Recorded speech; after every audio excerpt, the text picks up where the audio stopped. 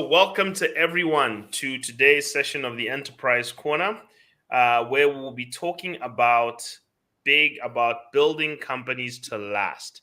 Why we need to make sure that we need to build companies and make them able to last. Um, and we're going to be focusing a lot on the lessons from Built to Last. It's a book I advise almost every entrepreneur to read through. Jim Collins has got a very good set of books for building the right companies and what's the essence. He's got two very good books, Good to Great, and we will talk about the journey from going from good to great as a company. But today we're talking about building something to last and how it should actually, how what you should have in mind when you're building something great. Because I think most people who are entrepreneurs have got aspirations. And we're also going to be talking about it now from our personal experiences and also what we should see in our country, because the growth of our nation, the prosperity of our nation, is off the backs of the greatness of our entrepreneurs and the longevity of the businesses they create. So I'd like to welcome everyone here to the Enterprise Corner. Please put down your thoughts on what your expectations are. I'm going to put the book that we'll be referencing today in the comment section. Um, as we've put it here, Built to Last by Jim Collins. Um, and for everybody, if you have read it, please go and reread it. It's always good to read things over and over again. And that's what we will be talking about going forward. But it's not only from this book, but it's just generally from the concept of building things to last. So I'd like to welcome everyone. Shadrach, hope you've had a wonderful week as we're heading towards the second last month. We've entered into the second last month of the year. We've got 8 more weeks before we close out this year and we go into 2023. It's been a battle, people, but it's been a good battle. I think we've all worked on things. Shadrach, how are you doing, my brother? I'm fantastic, Nyumba. It's good to see you. Are you all right? I'm fantastic. I can't even stress that word fantastic. Feels great. And Kenny will be joining us. Kenny is like, I always count Kenny as the Holy Spirit. He'll come when he has to. He will arrive. He will float in when he has to and float out when he has to. That's Kenny how is he a is. salesman. He must be selling something right now. He's got sales to do. And to everyone there, please give us your name. Give us your name, where you're joining us from. Share this with your friends. Tag them. I'm sure everybody needs to talk about this of what should we be doing in Zambia to build things that last. And the question we want to start off with, Kenny, want to start off with Shadrach, is why do Zambian companies seem to die with the owner? If the owner if the owner steps away, or if the owner dies, especially when the owner dies, why do people's companies die with the owners? What are your thoughts, Shadrach?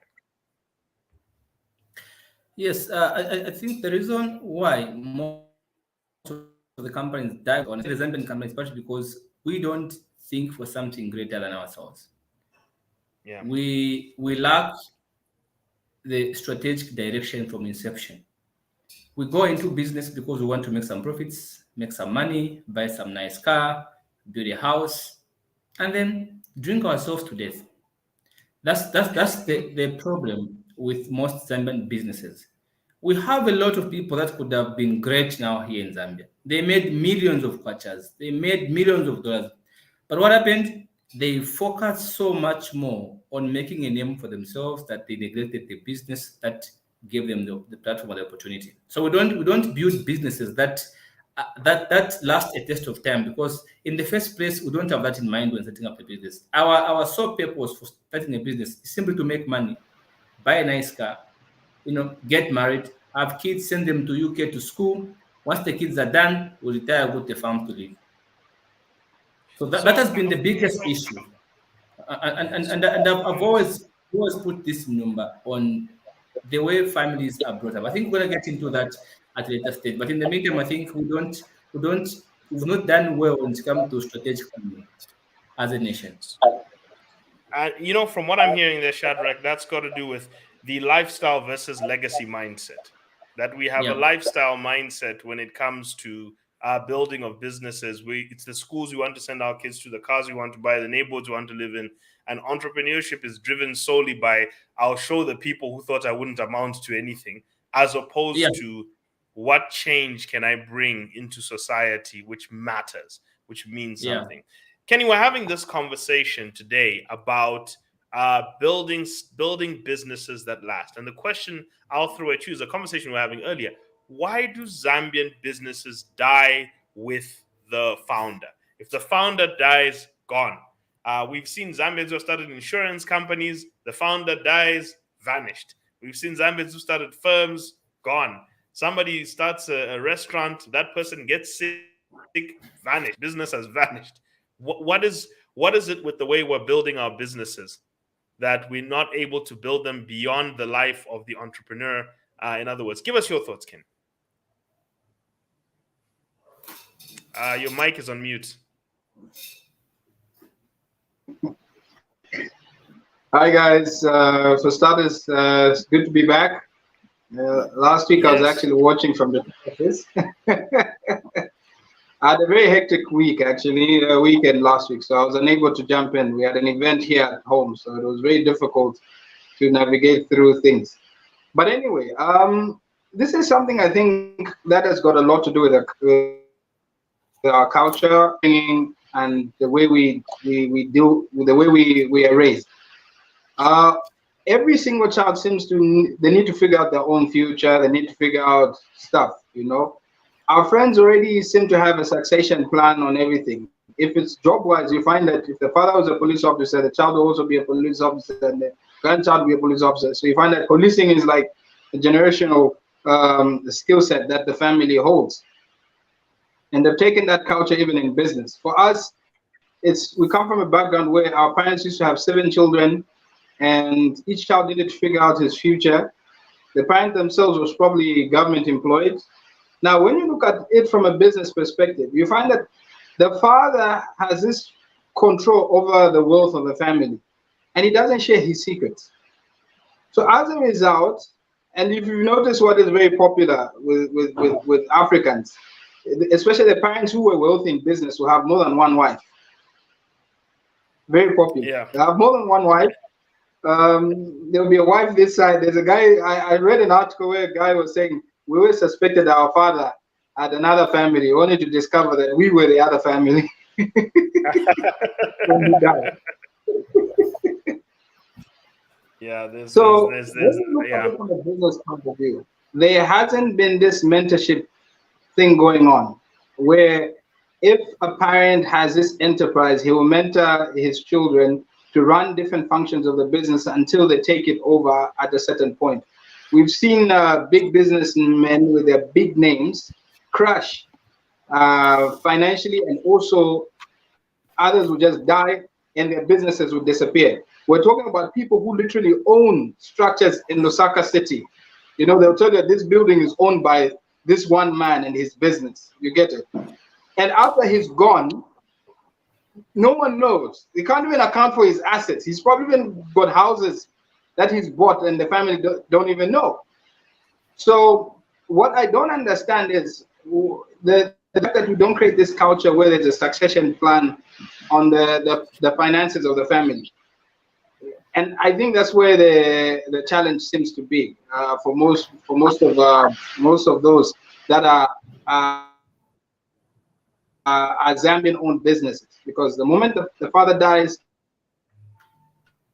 is what our friends from outside normally do. They protect their cash flows to a point whereby when they're running business, the cashier is the father. When he's not around, it's the son. When he's not around, it's the daughter. Never will they allow an employee to handle their finances. You really get that. So for me, it starts from that point to say we haven't created it and nurtured it for us to be able to have generational businesses. You know, it's and it's not just generational businesses from the perspective of, it's not just generational businesses from the perspective maybe of parents getting involved in business. It's generational businesses from the perspective of we don't even have successors from our employees. the problem I've seen, I think, with a lot of businesses is because they're built on lifestyles. People trying to have certain lifestyles. Even the employees are not motivated because there's no mission. There's really no mission. It's just the money for the owner, and even employees are just there to make as much money as they can, or at least have a cash flow stream, have a job, so that they can go and feed their family. But they see nothing about trying to rise through this enterprise. Absent of the fact that we don't even involve our children. So it's sad to see that. Now, I wanted to talk about maybe some of the examples where we have seen this successfully done. I mean, there's plenty of examples in the Western world. Companies like Marriott Hotels, those global hotel branches, which you can see that was the parents, they handed it over to their son. Now, for the first time, they have a non-Marriott who's actually running the business. You've seen intergenerational handovers, even with outside of family, where Steve Jobs groomed Tim Cook to become who he is now. So there was that transition. At least we've got smooth transitions. In Zambia, unfortunately, it's the non, and for lack of better wording, people, it's the non-blacks who are doing this. I mean, we've seen Simerson, we've seen the successful handover from one generation, and I think Shadrach and I were talking about it earlier. We've seen the transition from Simerson. And he brought that to my attention when I asked, do we have any Black Zambian businesses where we've seen a handover from one generation to another? And I think we mentioned another. I was just trying to recall it. But I know that we haven't seen as many. We struggle. Rhodes Park School is another example of one of a generation of Black parents handing over a business to another. Chisha Folotia is a second generation of the business community of his family. That school was handed over. Then the most of the intergenerational businesses we've seen are from the Indian Zambian community. You'll see like Limbanda and Sons. Those are 3 generations of family who have run a business there. You'll see law firms, which are them. You'll see you'll see the manufacturing companies like the Musa family. That's multiple generations. Trade Kings is the best example of 3 generations of leadership where they've handed over and grown. So what I seem to see is that people say in Zambia you can't do it. I seem to differ with the fact that it's not that we can't do things, it's that we don't adopt the right culture to do things of that nature where there's intergenerational business handover. Now, some of us will cite black tax, sure, but even Indians have got some sort of social tax. They do. The Indian Zambians do. They help the people from amongst their society, but they also say, look, if you're able-bodied, I'll give you a business opportunity. And also, one of the things I've seen, Kenny Shadrach, is it's that statement that was said about Jewish people. When one Jewish person is making money, 5 Jewish people are making money. Same thing even with Indians. When one Indian is making money, just know that there's about 5 other businesses in the Indian community where they've attached opportunities. Now with us, it's make money in isolation so I can go and stunt and show off to you people on Friday so that I can be the buyer. I want to be the sponsor. I want to be the Ankondarama. And because of that mindset, that's what we end up doing. What is it, guys, that you can see the culture is prevalent, and they do it in Zambia? What is stopping the Black Zambian who's going into business, or have we already started, at least as a new generation, to start making that change? Shadrach, your thoughts? I think what stops us in Zambia to build such businesses is also a lack of financial inclusion in homes. If you think about an Indian guy, an Indian man, when he begins to run his own business, his kids are going to know about business. I'm going to use myself as an example, but also I'm also going to talk about Simon Noah. You know, my father had restaurants, all right? So my father used to sell a lot of stuff. So when my father is at work, at times I would be at his restaurant, attending to clients. My older brother and I could go to the restaurant, attend to clients. So we knew how to talk to people at a very young age.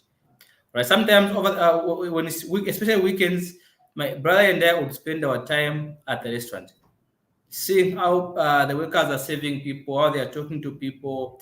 I also had a depot where people used to come and store some things. So my older brother and I would be there all the time, seeing how things are happening. So we learned about money management at a very young age, how to talk to clients, things like that. So growing up for me, doing business also, when I look at mom, Mom also has been into business almost all her entire life. She's only introduced me to cellular business in 2010, and up to since then, I've been doing that business. So what helped me also somewhat to come and also love business, not just to depend on my qualifications, as also because of the brought up. I come from a family where both mom and dad were people were business minded. Right, mom has always been doing things. Right now, she runs a business where she sells stuff. She has different shops. All right. So at a young age, we're introduced to businesses.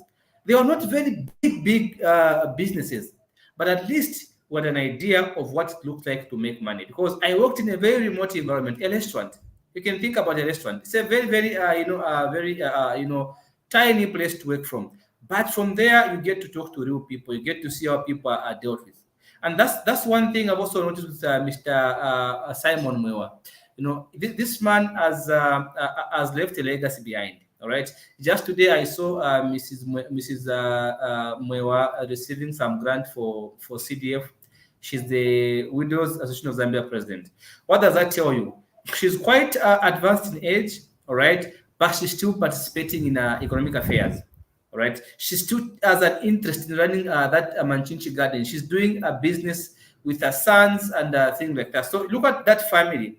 People criticized Mr. Chitambala Mwewa, the son to Mr. Simon Mwewa, so much. They say, you know what, your father left you what you have, so you cannot talk about us who are working hard. Man, did you want his father to leave his things for you? All right. And one thing we should be able to thank this man is that this man, like several other rich kids we've seen, this man has nurtured that business. He has seen it grow. He has worked tooth and nail to keep his father's legacy. He has opened a page in honor of his father's name. He keeps the family name alive. Those are the things we should be able to look at. But look at this man. And from the way this man is acting, is also inculcating that sense of responsibility into his children as well. If this man was to die today, believe it or not, one of his sons is going to take up that business and to still survive. So we criticize people that have things that were left to them by their parents. And a good example is Simon Mr. Chitambala. He's been criticized left, right, and center as if he killed a person. All he has done is he has managed the business that his father left, and he has seen it grow. And just mind you guys, you may not really see how hard working this man has been. Maybe when their father died, the business wasn't even the way it is now. Right? So we have to appreciate people like that man who are doing the best they can to preserve their family legacy. We have that Simon Mwewa market. Do you think it just came by accident? It's because of the influence this man has. All right? That's how that market has been named after his father. There's a lane, Simon Mwewa after his father. That's legacy. So instead of demonizing people who are running business families and moving them from one generation to another, we should ask them. When you have somebody like Simon, like Mr. Chitambala, let me say Simon Mwewa, why don't you go to him and ask him, sir, how have you managed to keep these things together? Because people fight when a dad dies. They leave things. The relatives come in. They fight. This one gets this, this one gets that. But how did you manage to put everything together? How did you handle the internal pressure from family members so that you can learn from such a man? But what do? We criticize people we should be learning from. We are always criticizing those people instead of us asking them, sir, tell me how you've handled this issue. But we don't do that. So because we don't do that, you cannot build what you despise. When your father dies, you want your father to leave something. I'm going to tell you something. Many people, we work hard because we have kids. And if we were to die, would you leave your wealth to your neighbor's children? For what? All right. So there's nothing wrong if a father leaves his assets to his children. We as people should say, you know what? This is what I tell people, guys, and I'm going to just be honest. There's one man I talked to. He was telling me that, you know what? This man is very fortunate. He has everything on a silver platter. His father left for him. I said, you know what? Your father should have done the same. Your father should have left some things for you, like Mr. Simon Mwewa did for his children. He was a loving husband and a loving dad. So what does he do? He works hard for his children to come and enjoy. So why should you criticize such a man? Have you seen? If your father today died and he left his things to your neighbor's children, would you be happy with your father, even in death? You'll be so sad. So I think we don't love growth, guys. We don't love discussing about learning from people who have made it. We love to criticize them. That has also contributed to not being able to build businesses that stand a test of time. So it's true, and I'd like to add to everybody who throws that out: 70% of wealth handed over from one generation dies by the first generation. 90% of it vanishes by the third generation. Wealth rarely gets to a fourth generation. Okay, whether it's business, whether it's houses, how many houses have lasted 4 generations in a family? By the time the parent dies, that house is sold because there's no cohesion between the children. Okay, Yeah. already there's no cohesion. So if an asset survives the test of time, it's often a sign of cohesion amongst the children or an orderly succession. Okay, it's a sign that there was an actual orderly succession that took place. One, there was an asset built, there was an orderly succession, or there was cohesion between the family, and there's a vision that the family is continuing. I always give the example of the Trump family, where it started with Donald Trump's grandfather to his grandmother to his father and him, now his children. There has been an orderly transition of this thing between these children. Never even lived to see their, I don't think they saw their grandfather. They never met him. The grandfather died in fact, Donald Trump never even saw his grandfather. His grandfather died in 1918. So already, and he was only born in 1945. So there was already that transition that's been taking place. Yes. Between 4 generations. So that's something people should learn from. No matter how, even people say, oh, but Trump got stuff from his father. But there's so many examples of people who squander what was given to them. In fact, the norm, actually, when your parent gives you something, is to squander it. Even Charlie Munger said, children who inherit things are likely to squander it. He said, that's why we just can't leave things to them. He said, there's no chance. You raise a child and you leave them something, they're most likely going to squander it anyway. So it's not even an advantage because it never lasts. Those people end up spending it. So the fact that he's building on it is something else. I just wanted to quickly talk about the oldest company in the world. The oldest company in the world, and we talked about this once, Kenny, I think we did it on one Enterprise Corner last year. It's called Kongo Gumi. It's a construction company out of Japan, and they build Shinto temples and monasteries. They make about $100 million a year in revenue. Kongo Gumi has been around since the year 600, since 500, 600. Okay, we're talking about a company that's been around for so it's been around for 1,444 years, and it has had 43 members of the same family.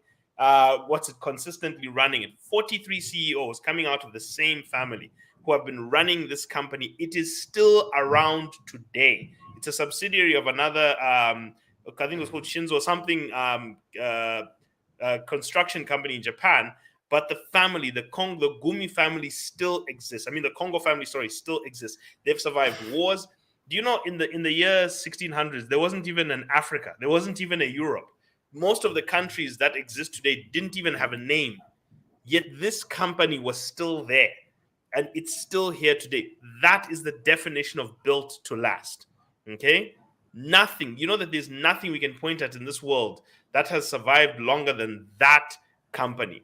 And that is simply because there's orderly structure. But that is rare. To hear a company go 44 generations in the same family is absurd. We've never even heard of this. So we're struggling with one generation of transition. But Kenny, and I know people will talk about this, but what is it? And Shadrach, you are 100% correct. We demonize that which gets right, so we can rarely learn. And people, I will say this: stop the hate, appreciate and learn. Okay, if you can learn from people, you can get something. But the moment you always have to hate and demonize everything, you're blocking yourself from ever learning anything from those people. So get out of that mindset and start getting into. But unfortunately, the people who are listening to this show and watching this show right now, they're the learners. Okay, the people who are watching right now are the learners. It's the concern is the people who are not learning, who are saying things are not happening. But Kenny, what aside from our hatred, our sheer hatred of people who may have done right, and I suspect, Shadrach, that it's got to do with the fact that we're bitter at our parents for not. Our bitterness at his father for leaving behind is actually our anger at our parents for not. That's what people are doing. And they're lashing out their anger at their own parents at this gentleman. That's what they're doing. So Kenny, what other cultural factors do you see as the factors that are actually hindering us from building that intergenerational transfer, such as your Zambeefs, your Congo Gumi, your Trade Kings, your Musas, your Dimbad. What is it? What are we missing that's not getting there?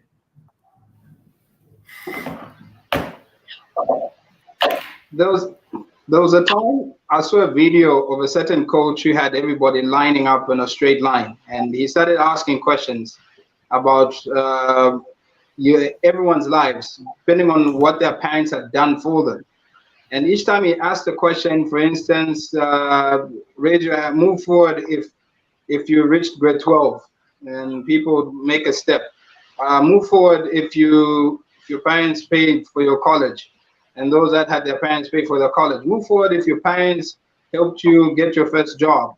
And there'll be people remaining behind, and a lot of those that were further ahead and were closer to the goal. And then he goes and says, you see, that's the head start that your parents have given you, okay, for you to get to a goal quicker than others, because others are having to come from behind.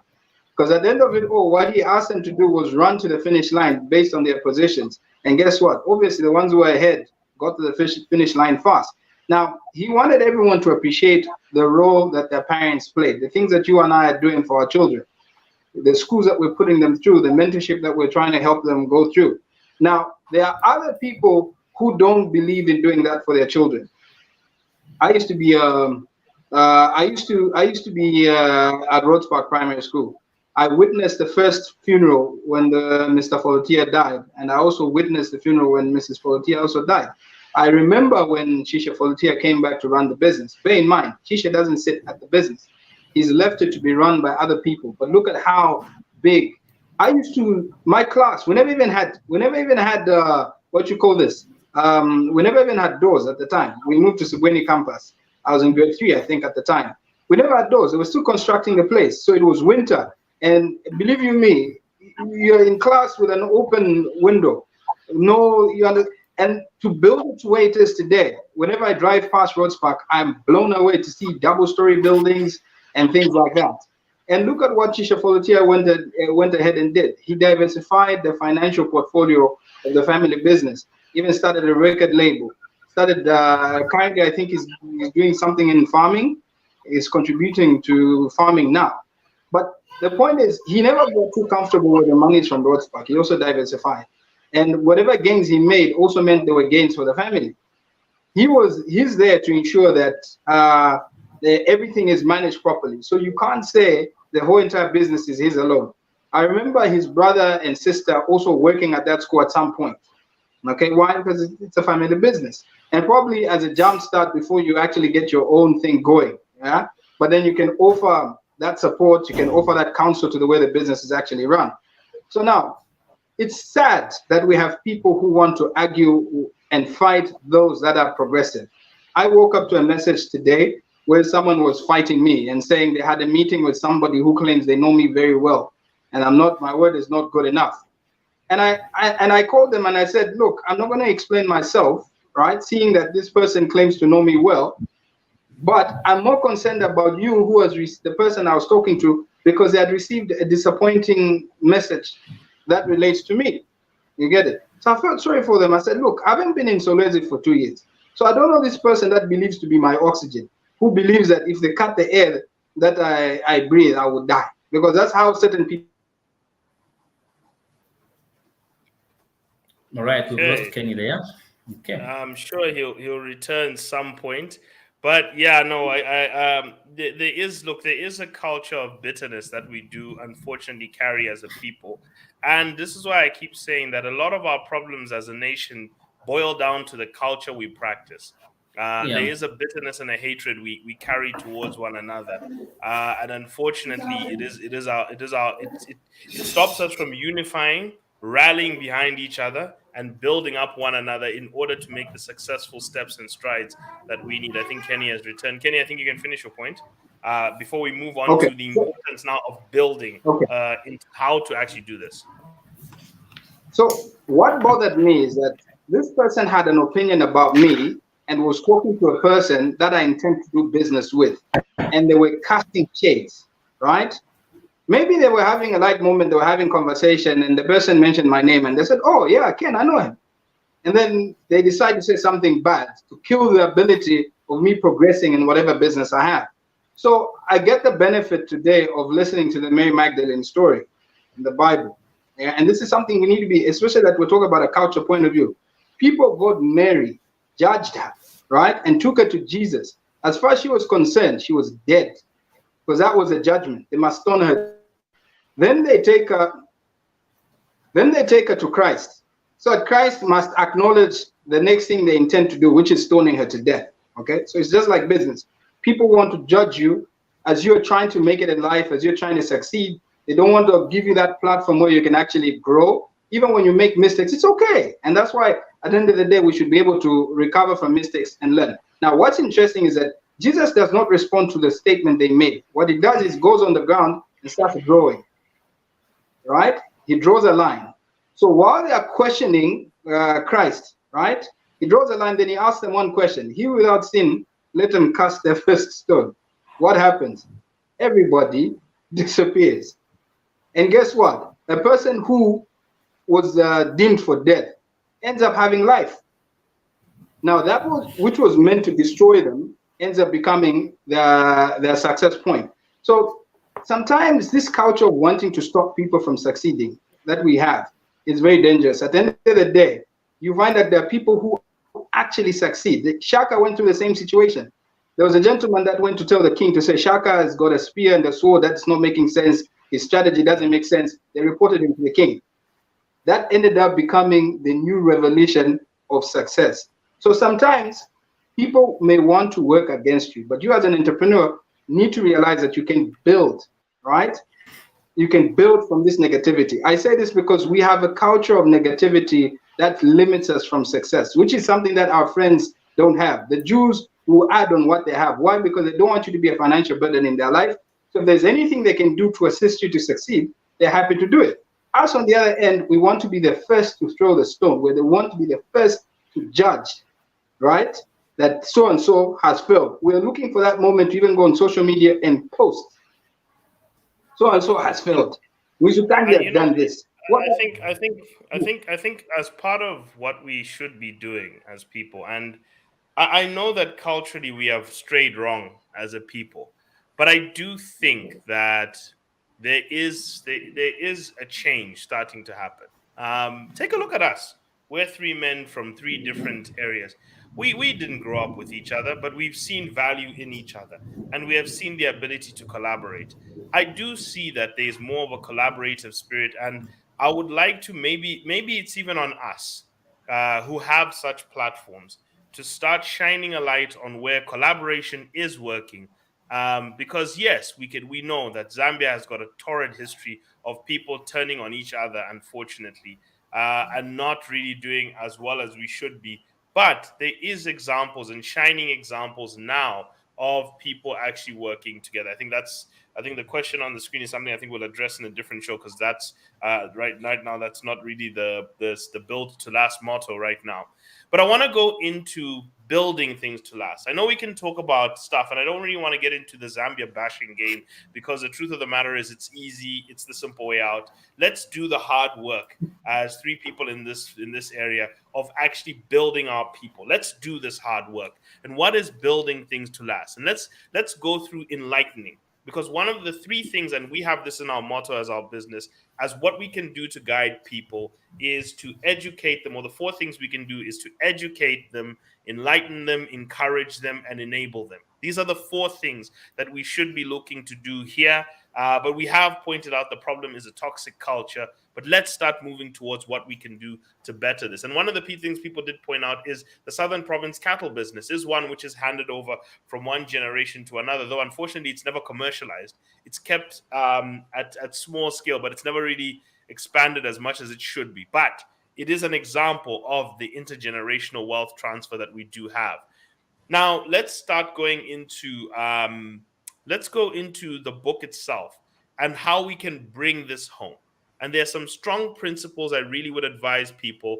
And as I said again, Built to Last is a very important book written in 1914. And just to give a quick reader on what it is, Built to Last is written by Jim Collins and Jerry Paris, where they focus on timeless success principles that can be learned from visionary companies such as Marriott, Procter & Gamble, Walt Disney, whose success have lasted the test of time, unlike individual institutions and organizations that fail to transcend generations. That's what this book chronicles. Although most of the companies studied are American corporations, the authors have since verified that the principles work across many cultures, many countries, and many different types of NGOs and institutions. The findings debunk many myths that about successful companies, and insights can be applied, be it a CEO and so forth. So this is just a quick read on it. Now, what was done is the findings came from 6 years of extensive research of 18 visionary companies compared to 18 comparison companies. And by the end of 1990, these comparison companies did twice as well as the stock market since 26, while the visionary companies did 15 times as well. Okay, so the comparison companies grew 2 times what the stock market did, while the visionary companies they're going to chronicle did 15 times. And the visionary companies, this is what they've stated, are companies that were premier institutions, leaders of their industry, widely admired for their knowledgeable business, and have made a huge impact on the world, have had many generations of CEOs. Okay, this is the key one. Many generations of leaders, and have been alive for at least 50 years. Some of these visionary companies include 3M, American Express, Citicorp, HP, where Jim Collins himself used to work, Marriott, Procter & Gamble, and Walt Disney. So these are some of the things that they did actually put out in this company, and they debunked some of them. But let's look at philosophies. So I want to introduce, there are 4 philosophies that have actually been stated in this book, and I want us to talk about them from our perspective. What have we seen of these philosophies in our country, and how can people apply them? I really want us to start, and I say this again, I want us to start educating, encouraging, enabling, and enlightening our people as to the way. Those who choose not to follow and continue in the old cultures and the disgusting mindset that we have, let them continue there. Let them rot on the weeds.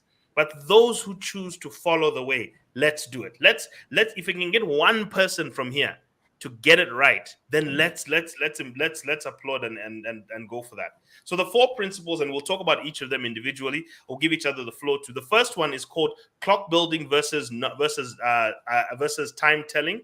The second one is called go for and not for or. The third one is more than profits, and the fourth one is preserve the core, stimulate the progress. So let's talk about the first one. I'm going to introduce it. Clock building versus clock building. Basically, what they say is visionary companies have their long-term success not come from a great idea or a charismatic leader or anything, but rather from the fact they act like a clock. They build a system that operates regardless of who's at the top. They build a system that continues to flow, accounting systems, marketing. And Shadrach always talks about this. When you start your business, and even Kenny, systemize, formalize and systemize. They build a system, and I'll give my thoughts on this later. But the ultimate creation is the company itself. Coca-Cola has gone through many iterations. All these companies, PG, they've gone through many iterations, many products, many things. But they've come back to this. So by focusing on designing the right organization, rather than always trying to only focus on specific products, they tend to outlast and outlive, because their success hinges on their design and their structure. Okay, and especially later on.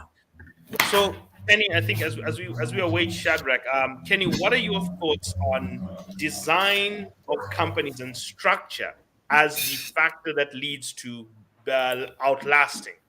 What is your thoughts on that? Sorry, just unmute. Sorry, Kenny, can you unmute your mic? Okay. Yeah. All right. One of the quick revelations I've had of late is something to do with manufacturing.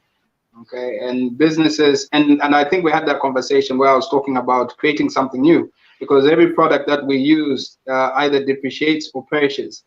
Okay, so eggs will have to produce more. Lotion, we have to produce more. Cars that we drive, when it's outlived its use, we have to replace it with another one. So now that means that you have to create something new, and that's what manufacturing actually means. So as a result, am I still there? No, you're Okay. still here. Still here. So We were just giving you the full screen. We're giving you the full yeah, screen I'm not treatment. scared. I'm like, what's going on? Okay, so as a result, you find that our friends have built systems that create this process of manufacturing efficiently. Now, the beauty about manufacturing, it has two components to it. There's a raw material that's added to make the product, or components that are put together to make the product. We normally just consume. And then when we go to school, we go to school learning to come and take a job. We're not learning to become the better version of Elon Musk, or the better version of the Marriott, or the better version of Zambeef and things like that. So as a result, we miss out on the ability to build these systems. And that's why even Vusit and Bekwai teaches that it's very difficult for instant gratification, where you just come and take over, let's say, ABSA. You just take over ABSA. How will you? You don't know how it was built or how it was put together, even if you decided to give it to locals. So now these systems, the fact that we're not in this process of creating these things and then improving on them once you've created them, okay, so that you produce a better version. I think you've seen Trade King's products. They've always called it new boom, but there are certain things they do over time, because they know in the sales cycle there's a point where it's taking a dip. And then they now make a newer version in terms of cover, but the content is probably still the same. Now, you can't play in that space if you're not creating anything. You understand? You're not being creative. And that's why I appreciate manufacturing as creativity, as opposed to anyone and everyone looking for a unique product to create, right? But rather, even the things that we already know, our ability to create those things. And being able to build those systems, I think that is where now, if we are to defend the idea, we can now have a formula and system created, which we can now pass on to the next generation. And when they come, they do it better and improve on it, so that a newer model is coming out. So for me, it comes from that perspective, from that creativity, the ability to manufacture something. It could be in a value chain. It could be that you are producing the end product, or it could be that you're producing something that will go into another manufacturing process. You get the point. But you have to be in a value system of some sort for you to be able to have a system. Yeah. So yeah, no, and it's true. I want to add something there, Kenny.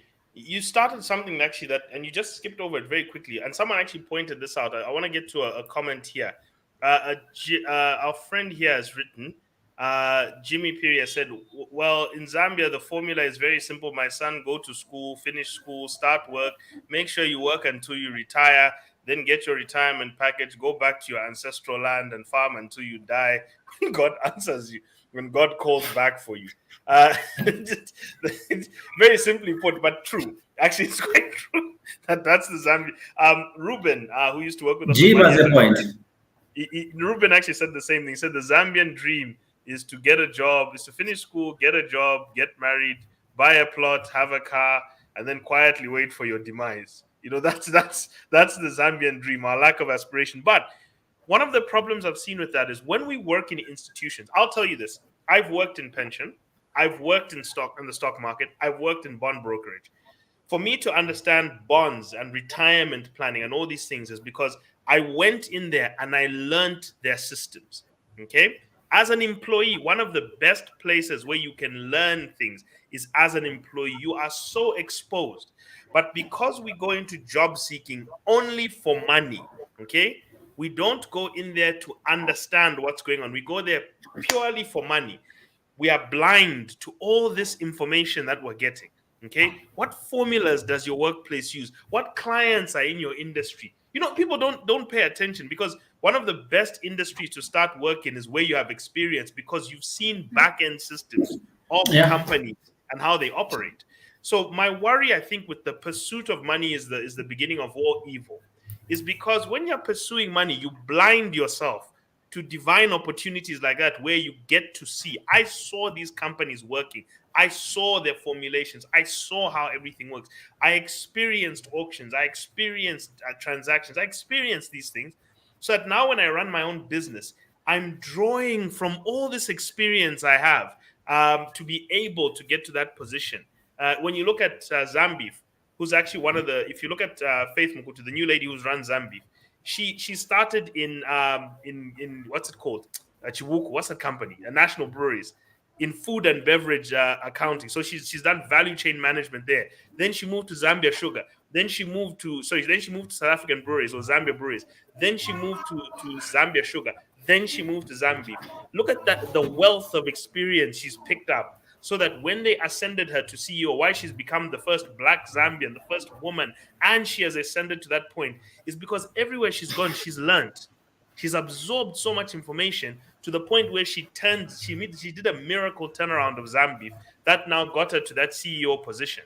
So I think the problem comes down to our job-seeking mentality and our money-chasing mentality blinds us from learning when we're at work. Because when you're an employee, you can visibly see what's happening and how this business works, so that when it's time for you, that's why what's her name? Java Food, Easy Noodles. She said, when you work for a man who produces food and produces a lot of household things, Dangote, it's easy to come back and see how these supply chains are supposed to work. I remember that interview where she talked about it, saying that I learned a lot working with him, that I was now able to come back and replicate and build Java from here. And that's how we now have Easy Noodles, which has become a staple of so much life. So I think that's something we need to think about. Shadrach, we're talking about just building systems. Before you move, just 1 minute before we get Shadrach. Do you realize that you've just said that you mentioned the reason why you can't you can't have generation of businesses, because that very point you raised or mentioned is what dies with the person who's pursuing it. It's like me giving my degree or my qualifications to my children and saying, my child, go and use my degree and make a career of your life. That won't happen. But you can leave them a business. Now, because of that pursuing of that money and not building that institution, a system where the children can inherit, then basically you're not leaving them an inheritance. So yeah, Shadrach can pick up from there. Shadrach, yeah. What do we talk about? You as an architect of businesses, you are a chartered accountant. I think one of the things, you go in there and you are able to point out, especially in audit style, where are we falling short in building systems in our country to ensure that we can build things to last? Yes, and that's a very good question. You start, people take notes. This is a chartered accountant speaking. Okay? This is the person who inspects and writes. So take notes. He's about to tell you what he sees when he looks into business. I just wanted to prepare them on that one. I think from my professional perspective, like I said, I want to give you a background briefly. I've worked with companies as well. I've been a coordinator. I've worked with SBS. I've been able to run Zanaco projects, Southern Province and Western Province, as a coordinator, which means all the supervisors in Western Province and Southern Province were reporting to me, and I was able to consolidate the work from Southern Province and Western Province, and then come to make a conclusion what should be done. So what I'm trying to say is that I've been able to work at a higher level, and I've been able to make decisions at a very highest level. So what I'm saying here is that what I noticed is something that Mnyomba said. When we go into employment, we do not learn. All right. And because we do not learn, it is difficult for us to build systems. When I worked for this company, all right, there's something that I noticed I did not know that I learned. Today, I'm able to do business advisory because I've learned something from my previous employments. I learned how my company was making money. I learned how my company were acquiring clients. And now I went to open my own company and started implementing those things that I learned to benefit myself. So the reason why we have failed when it comes to building systems is because we are too comfortable. We do not plan for the future. All right. It's like it's a simple thing. When you're auditing a company member, it would shock you. You find adults, elderly people, when they see you, a young man, and auditor coming, they even hold their chest when greeting you. An indication that they were not prepared for this particular audit. They are scared. They are everywhere, overtime, everywhere. Why? Because we don't think ahead. We don't plan for tomorrow as businesses. We are so much content with just providing a service, getting paid, buying a nice car, getting married, and then just wait to die. So if we can start looking for ways of how we can, leverage technology to scaling up our businesses, that can help us a lot. And this is what I like about this question: where are we failing? I think number one, where we are failing as businesses is we lack financial advisors. A lot of businesses that we have worked with, Mnyomba, out of 10 businesses, maybe only 2 have a loyal advisory, somebody that is able to give them strategic advice about what to invest, what to do, and very few even have a risk department. A lot of companies have no risk department, they have no research and development, they have no company lawyers, they have nothing. They just have the owner of the company, employees, they are enjoying all the money to themselves. Even They when it can't makes seek like 50 legal million, advice. 100 million, even Yes, companies, yes, you see the same behavior. Not even just less than a million. yeah, Someone 10, 20 million, I've seen that behavior. yes. So because we don't have that thing, we don't value financial advice as a people. We want to consume all the profits to ourselves. We don't want to share with professionals who can help us to set a strategy that can stand the test of time. If you are the owner of the business, you are so much comfortable with making decisions on your own because you want to do things that are making sense to you. All right. Even when you seek for advice, you find that people they come to our the clients in Nyomba came to me for advice. And I gave them the advice. All right. I was very honest with them. They said, thank you so very much. When they went their way, they did the exact opposite of what I told them. They felt they came back. I said, but this is the thing we talked about when you came. Have you seen? So because Yeah. the advice was against the owner of the business, the man did not appreciate it. He wanted something that was going to favor him as a business owner. All right. So we lack financial advisors. We lack strategy. All right. And then we don't really plan ahead for the future. A simple example is if you ask a lot of clients that even for my I ask my clients, I say, do you have people on standby who can take up this role if this one resigned? Very few people have. They say, no, we are going to advertise. No, you advertised this position last time. From the people who did well, didn't you put a list of those who performed well but were not suitable at a time to be employed? Why didn't you put that list so that in case this one leaves, you can quickly call upon this next person? Or before you advertise outside, have you tried to check within the company to see who has performed better, who can you groom, who can you nurture to become the Get to CEO? that point. Because we don't do that. You find somebody's been working for 10 years, they have not been promoted anywhere. Maybe just simple tasks. The position come for CEO, you advertise outside. That person is demotivated. So when people begin to feel that they are part of the business, they do things that they can never do for themselves, for you, the employer, because they feel a sense of belonging. And that's why we have failed as Zambian business, because we are so selfish.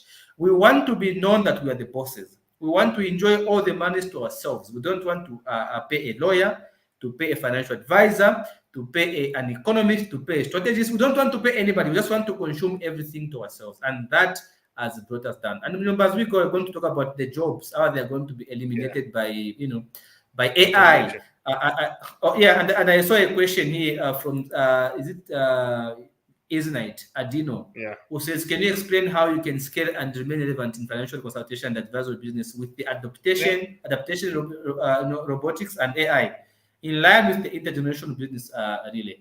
Guys, this is a very important question. In case you're wondering, and I'll answer it. I'll answer it specifically as a financial advisor. In that you don't want to contend with change. And I'll talk about it. There's an actual component of it, but you don't want to contend with change. You want to lead change. But we'll get to this, especially that point, and we'll come back as to how to manage change itself. But Shadrach, just to get just on the next point, on something you said. I want to tell the 2 points I've gotten out of what you said. I want to tell the story of Michael Bloomberg. People don't know, where did Bloomberg come from? And there's his backstory as an individual. He was born, let me just get his date. Michael Bloomberg was born in 1942, obviously in Boston. And his father was a bookkeeper to a dairy company. So that's kind of like the lower middle class family where he was raised. But now let's get to his career. In 1973, Michael Bloomberg became the general partner at Solomon Brothers, a large Wall Street investment bank, where he headed the equity trading, later systems development. Okay, think about that. He developed systems because Bloomberg Corporation deals with a Bloomberg trading terminal and information terminal. 80% of their income comes from that. It's not the TV station that you're seeing. It's that terminal. 80% of their wealth comes from that terminal, or their money comes from it. Now, he says the company, Fibro Corporation, bought out Solomon Brothers in 1981, and the new management fired Bloomberg and paid him a retrenchment package of $10 million for his equity in the firm. Using his money, Bloomberg, having designed an in-house computer financial system at Solomon Brothers, set up a data service which named the Innovative Market Systems. This formed the basis for Bloomberg that you see today. So the Bloomberg you see today was a system he developed while he was working. Okay? So the question is, when you are working, what innovations are you coming up with in your work time? So that when you transition into entrepreneurship, you are able to take those things, because that's property. When you work, you come up with ideas, you come up with structures, systems. If you are just somebody who's just following instructions and then piddling along, you're not going to start anything when you step out. But if you're coming up with things and you take your innovations with you, that innovative spirit can go. So employment is an actual opportunity to test your innovative skills by bringing them into the realm of employment and then deploying them when you're out there. So he took something he created. He said, okay, give me my $10 million. And the more important than the $10 million he got was the information system that he created while he was at Solomon Brothers, because he was tracking markets. He was tracking data. He was tracking everything. He took that and said, now I'm going to start a trading terminal that other people are going to be able to utilize. And he sold that terminal and then created a media company on top of that. And now you have Michael Bloomberg today. So how many people are innovating while at work and then taking those systems with them?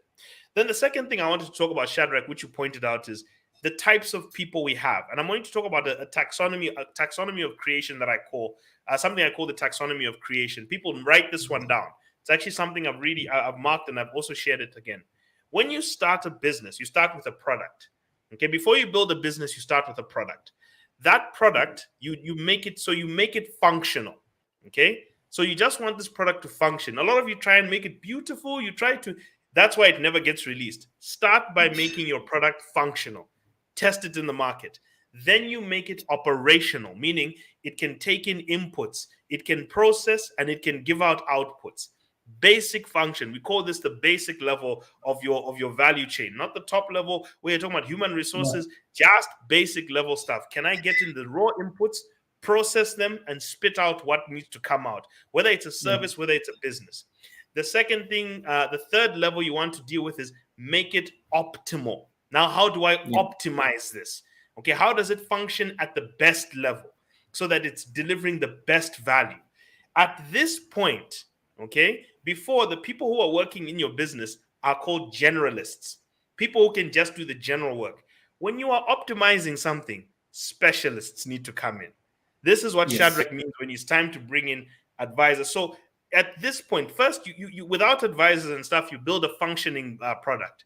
Then you make it operational so that it can sell. You've developed this cash flow. Now you're able to kind of get up to a level where you've even got a few employees. But when you're there and you're now trying to optimize it, you need specialists, because specialists will take you from optimization to the fourth level, sustainability. So you want to go from functional to operational to optimal to sustainable. And when something is sustainable, it has systems. Okay. For your business to be sustainable, sustainability means you shouldn't even be there and it should be running. You can be in a coma and it's still running because you've put systems. God made earth so that earth had systems. Once he created the first day, the next days he spent building systems, water, land, fauna, all these things. These are actual ecological systems God created so that the earth can function on its own without his intervention. Okay. Then once it's sustainable, then you make it beautiful, then you make it memorable. So a lot of you are rushing to be beautiful and memorable, but the substance of a business is something that is functional, operational, optimal, and sustainable. And sustainable also means interacting with your society, but we'll talk about that. But the point I just wanted to get here, for those of you who are trying to build your businesses, go through that phase. But once you get past operational, you need to start bringing in specialists. You can't have generalists in you. Once you get to past operational, you need a specific social media manager. Okay, you need to pay that person for their services, or at least buy a book. I've got books here by this lady. Thanks to Shadrach talking to me, I bought these books. These are sales specialists. Okay, I bought this and I'm reading it because this is her consultation services she's giving me. She's a specialist in this area, and I'm trying to improve my sales. Okay, so because I'm reading that book, she's helping me build sales systems. Okay, just in case you haven't read, it's the one Shadrach told me about, 7 Steps to Better Sales by Susan Mulongoti. And I've been reading this every day. I read it every day before I go to sleep, and I start looking at what to implement. I've read that books over 3 times. 3 times. And then, even when I was talking about Tumunyomba, I knew it's going to benefit. Yeah, and I'll tell you this, there are changes I've already made to my business. Tangible changes that I've already made to my business and our processes that are already yielding because I've been implementing what a specialist is telling me. Not a generalist, a specialist with a decade of experience.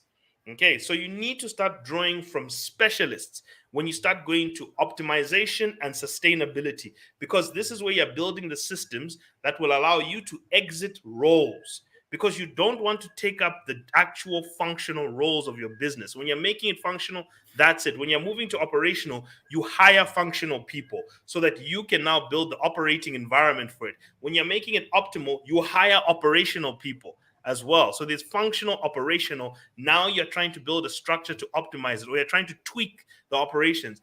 Then you're building an ecosystem of things to make sure that it's sustainable. Then you bring in brand specialists and everything now to make it beautiful and memorable. Focus on those things, people. I want you to write it in the comments. Okay, please write it down. I'm going to say it again. Make it functional, make it operational, make it optimal, make it sustainable, make it beautiful, make it memorable, in that order.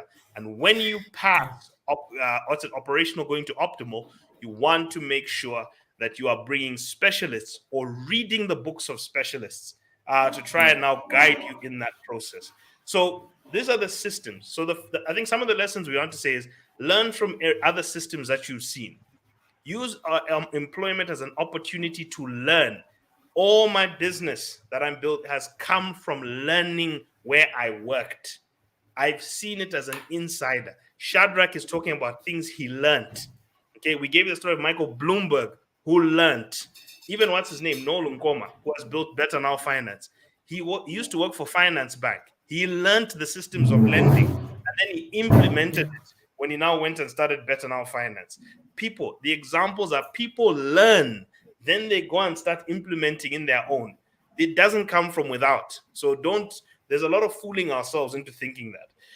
So the second principle, Shadrach, in Built to Last, and I really want to think about, because systems do sustain things. When systems run, because God created, before God put man on the earth, he had systems. There were systems built already and operating. So the second one is called Go for And I want to read what it says here when it says and, the genius of and. Visionary companies do not limit themselves to the tyranny of or, e.g. sustainability or change, low cost versus high quality. Instead, they find ways to embrace both. And that's where innovation comes in. And they find profit and purpose. Conservative hold bold ideological control and autonomy. So they go beyond trying to say it's a trade-off. When they look at two things competing, they say, how can both these things exist? How can I lower the cost while improving the quality? How can I lower the cost and be profitable? How can I be profitable and be good for the environment?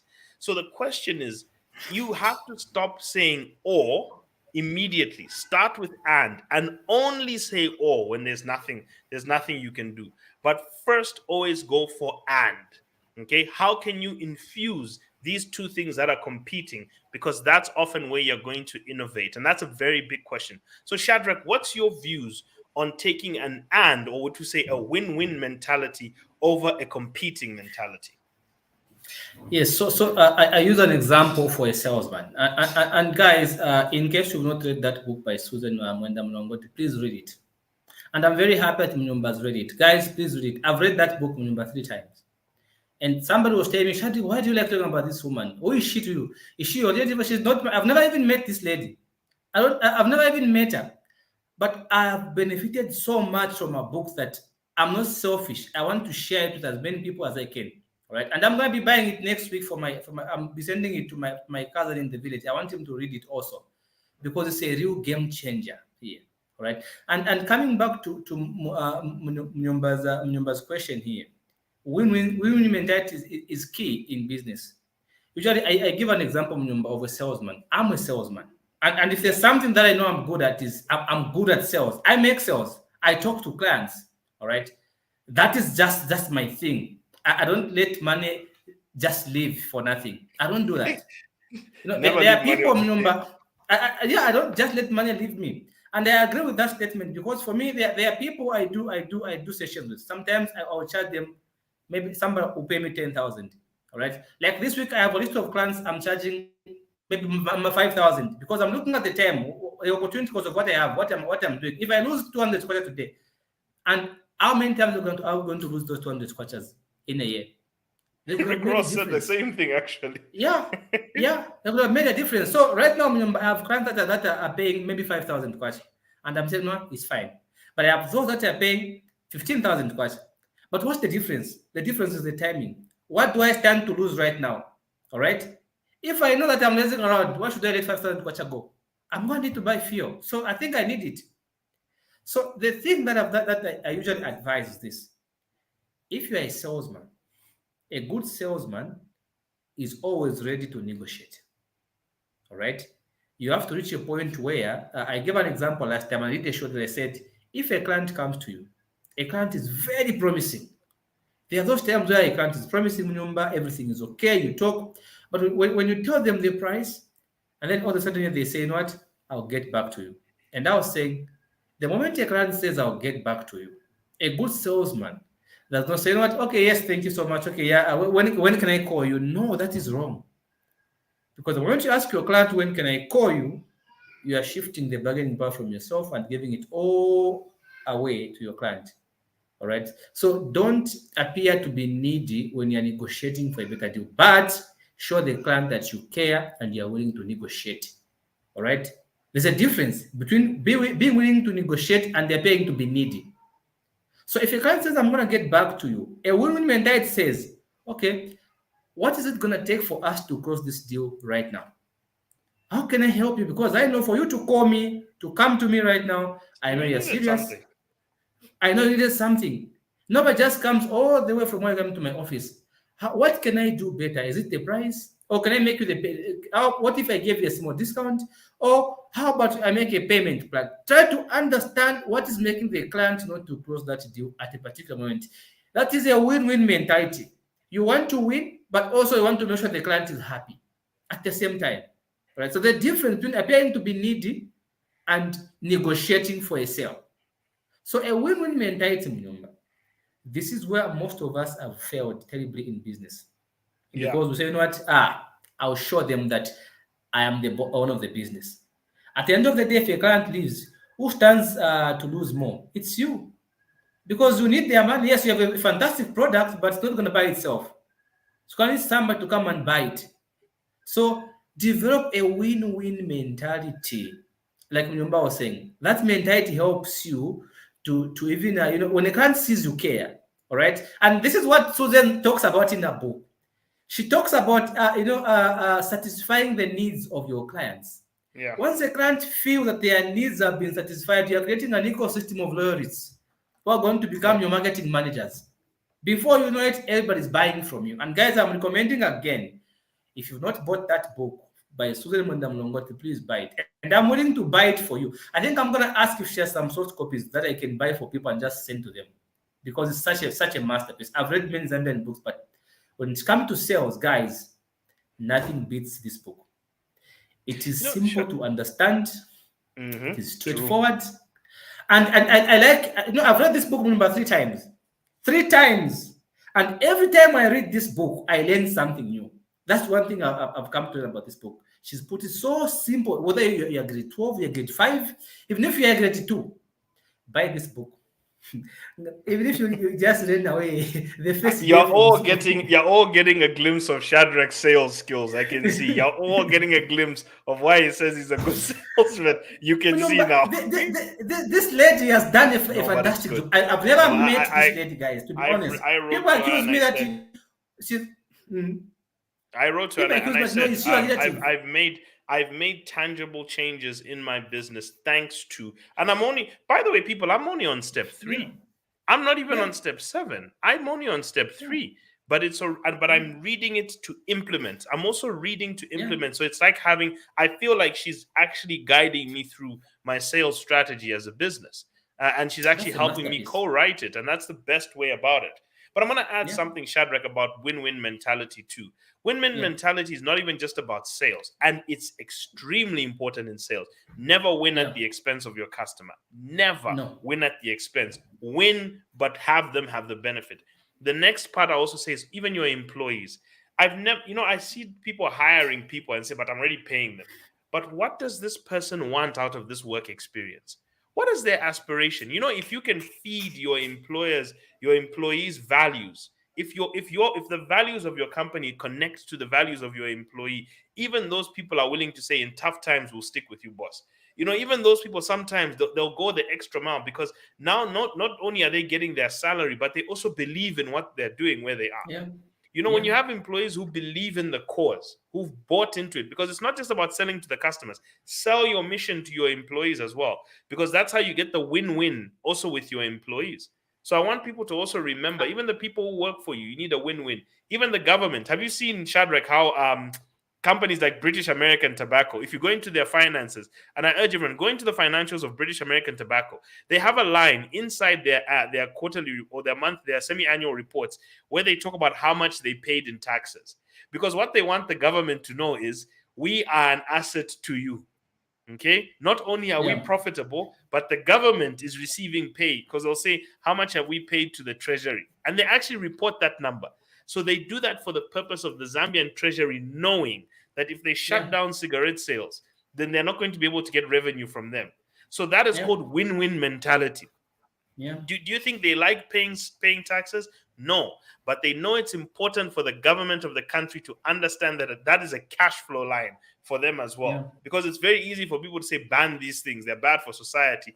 But the government now thinks we have to let go of a cash flow line. So when you have a win-win mentality, those who are winning with you keep you alive in bad times.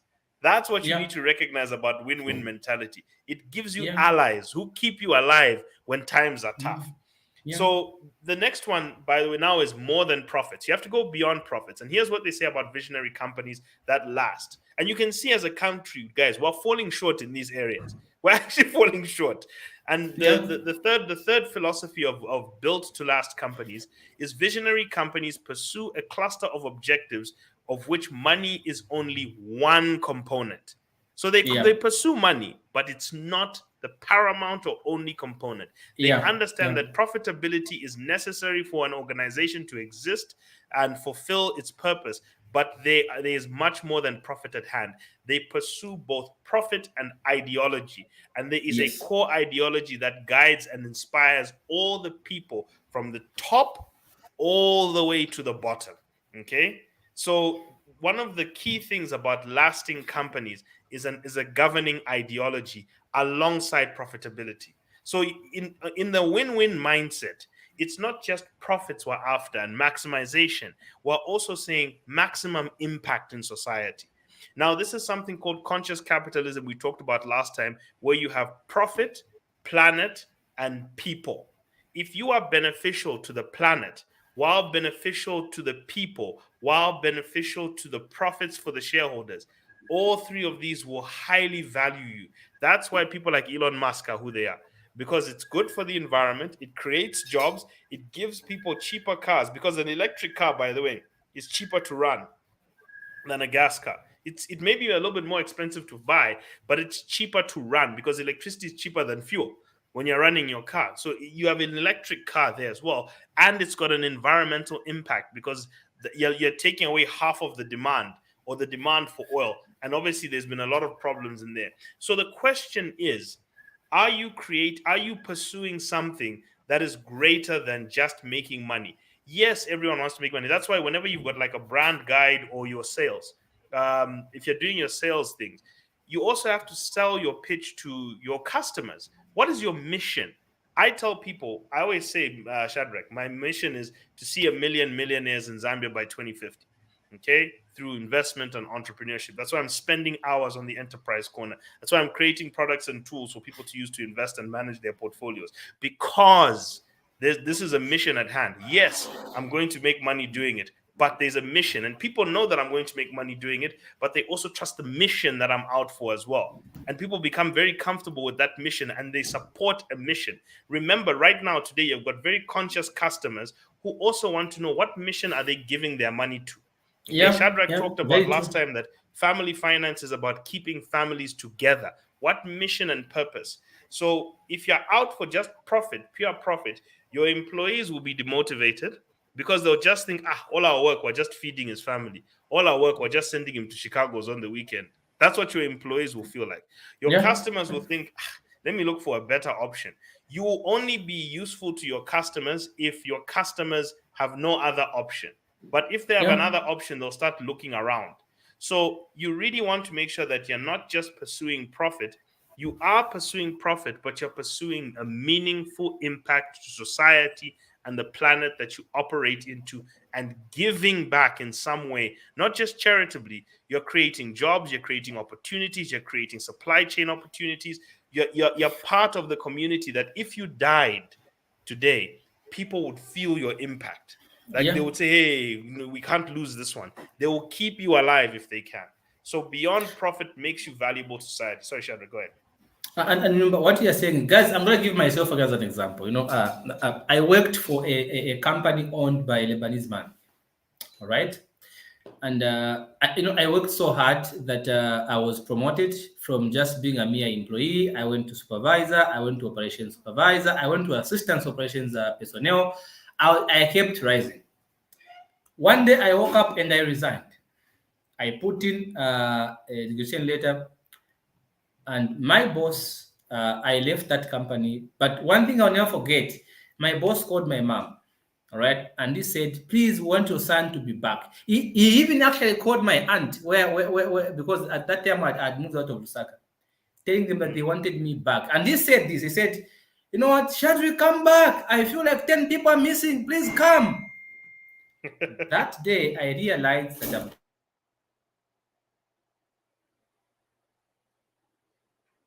Okay, unfortunately, I think we've lost Shadrach there, and he should be back anytime now. Meaningful. No, you're back. There we go. No, we lost you for a second. Oh yeah, sure. I left because I saw an opportunity somewhere else, and then everybody needs to move. But what I'm trying to say here was that I was happy with this man because somehow I felt like I was a partner in the business. And this is another issue that we have done poorly as Zambian business owners. We don't treat our employees as our silent partners. They just come for work because we think we pay them and then they leave. It's a partnership.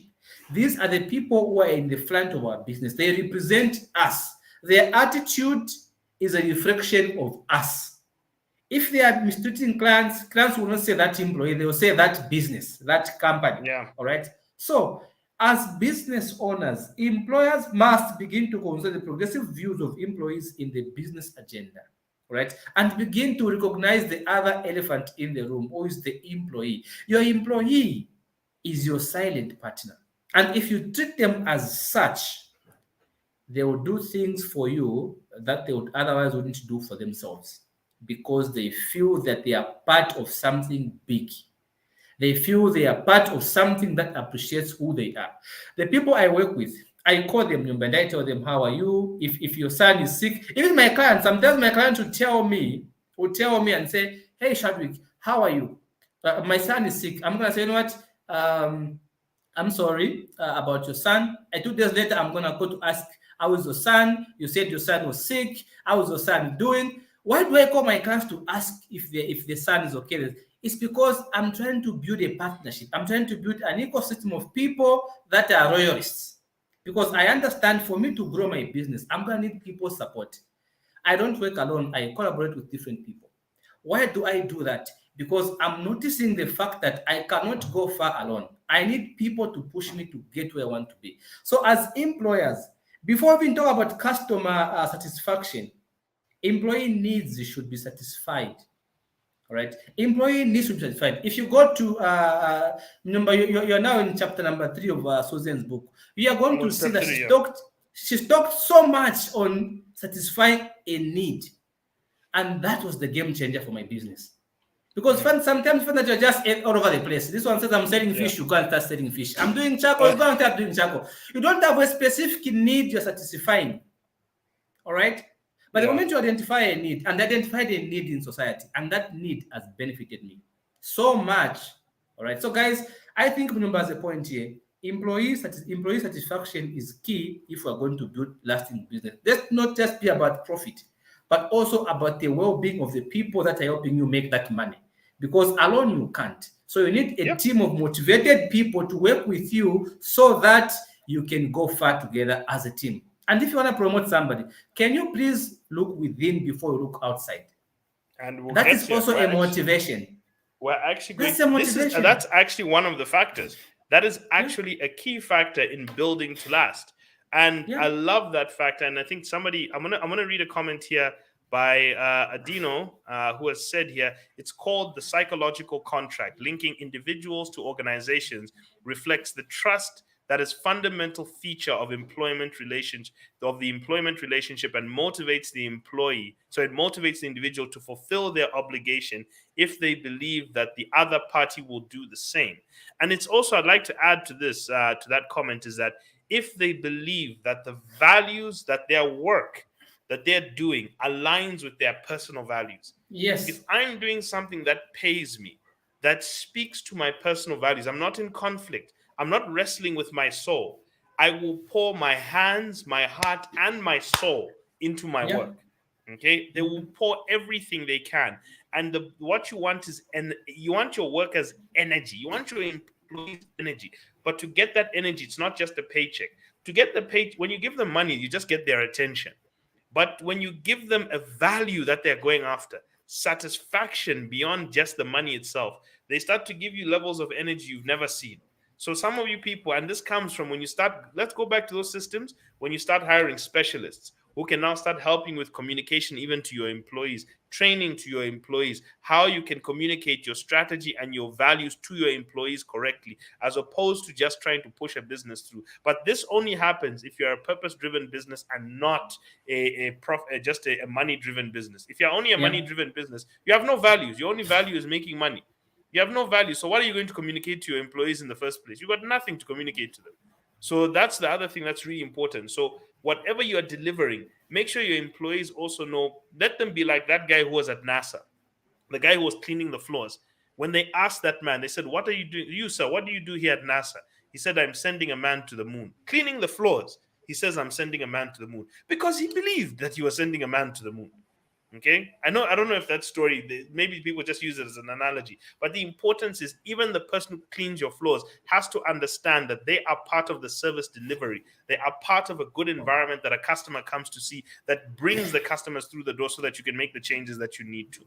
Now, the final part, the final philosophy, before we get onto the 5 mechanisms, those will be a bit faster, is preserve the core and stimulate the visionary, and stimulate the progress. And here's what it means. Built to last companies, in other words, durable companies, a visionary company has a relentless drive to progress. Okay, yet concurrently the it is concurrently ideological. So it's got core values, but it believes in being better. Okay, i.e., it adapts without compromising its values. So there is an ongoing dynamic interplay between the core and the progress. The visionary company embraces both. To achieve this, they must translate it into concrete, tangible mechanisms, which we're going to go into. But somebody asked a question earlier, and this is why I'm going to address it, where he talked about, and the same gentleman, I think Adino, talked about this. He asked a question where he said, how am I going to, in my field, how am I going to thrive when AI is coming? Okay, so I think he asked a question where he says, Munyumba, a non-scalable business with, I think that's the wrong question I think he put. So let me just go up a bit further. That one, I think Yeah, so That there we one go. then. So he's like, can you explain how you can scale and remain relevant financial consultation and advisory business with the adaptation of robotics and AI in line with intergenerational business relay? Okay, so I think you can take that down. So the question he's asking me now is how do I sustain this? One, there is a core reason I'm doing what I'm doing, regardless of the technology that is available. There is a core reason. And one of my things I will do is that because I have a reason for what I'm doing, because I have something that I believe should outlive me for what I'm doing, an intergenerational vision, because what I'm supposed to be handing over to intergenerations is a vision for what I'm doing. With that in mind, I will use whatever tools are necessary to deliver that which I believe is important to me. Okay, that which I believe with my heart. I see that we are changing to a world where we're looking for self. We're seeing three changes happening in service provision in financial services, but in almost all services, and they're called the 3Ds. I want you to take this down. If you run a service-based company, take down the 3Ds. These are changes that are happening. These are three directional changes happening. One is called digitization. The customers and consumers are becoming more comfortable with digital service offerings on their phone from the convenience of them or on their devices. They're becoming more comfortable consuming and using services in digital format, and they're becoming very astute with it. Zambians are raised with phones now. They're raised with smartphones. Kids are getting very comfortable and confident with them. So when they expect a banking service, this is why you saw Stanchart recently release an application. This is why you see all these guys releasing apps, rushing to it, because they've realized digital is what the people have become very comfortable with. We are here delivering a show, not through TV, but through Facebook, because digital is what the Zambian media consumer has become comfortable with. Okay, so that's the first step I understood. So I realized that I have to deliver services in a digital format. The second thing I have to do is I have to deliver them I have to understand decentralization. People don't want to have to come to a central place to have to do business with you. They want to do business from the comfort of where they are. So you must empower other people and then form networks of service providers that you can work with. So you have to be able to decentralize yourself away from where you are, forcing everyone to have to face the inconvenience of coming to you. So that's the second D that you must focus on: decentralize your services. And three, democratize. Customers are always going to ask you for customization of their work because they want to have a say. They want to have a democratic say. They don't just want to have to vote in 5-year elections. They want to vote in the kind of service that they can get. That's why you're seeing people opting, rather than getting bank loans all the time, they rush to maybe things like village banking, though those things can be risky, but they rush to them because at least they have a say. There's more democracy for themselves. So they're rushing for it. Though they're taking on the risk of higher interest rates, they're benefiting from the democracy that you don't get with a back office guy who's determining who can get money and who can't. Okay, so they're running away from the from the dictatorship of the banking lending system and rushing towards peer-to-peer lending and village banking in search of democracy in lending.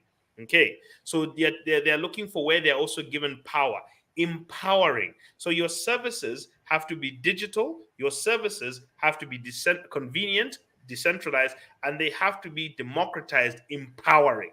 Okay, your consumers must feel empowered by what they're getting for you. Are you giving them knowledge so that they can make decisions? Are you giving them tools so that they can be enabled? Are you giving them the ability to make their own decisions? Digitization, decentralization, democratization, really important in making sure your services. So in a world where artificial intelligence is coming through, we have to build our services in the financial advisory world eventually to move away from you sitting down with me as an individual. And you'll see this. We actually have a team that's working day and night on how to actually automate a lot of our processes. We're doing that right now. We've been getting the data and putting everything together. Now we're trying to automate processes so that you as the person can get the convenience of your own plan, the power that you have made your own plan. So that's our plan going forward, that we actually have to give you that ability to do that. But it first starts by giving you the service directly, learning your needs. And once I've learned your needs, then I can go forth. So at core, my mission has not changed. My ideology of Zambians being the investors has not changed. My delivery has adapted. So this is what you have to understand. The essence of your product doesn't change. The delivery mechanisms are the ones that technology changes, because technology changes delivery. It doesn't change the core product. It changes the delivery. Enterprise Corner could have been done on a TV station. It could have been done on a radio station. The delivery system is Facebook. That is adaptation. So adapt the delivery, preserve the essence of the need that you're capturing. And if you focus, going back to this, step one is find the need.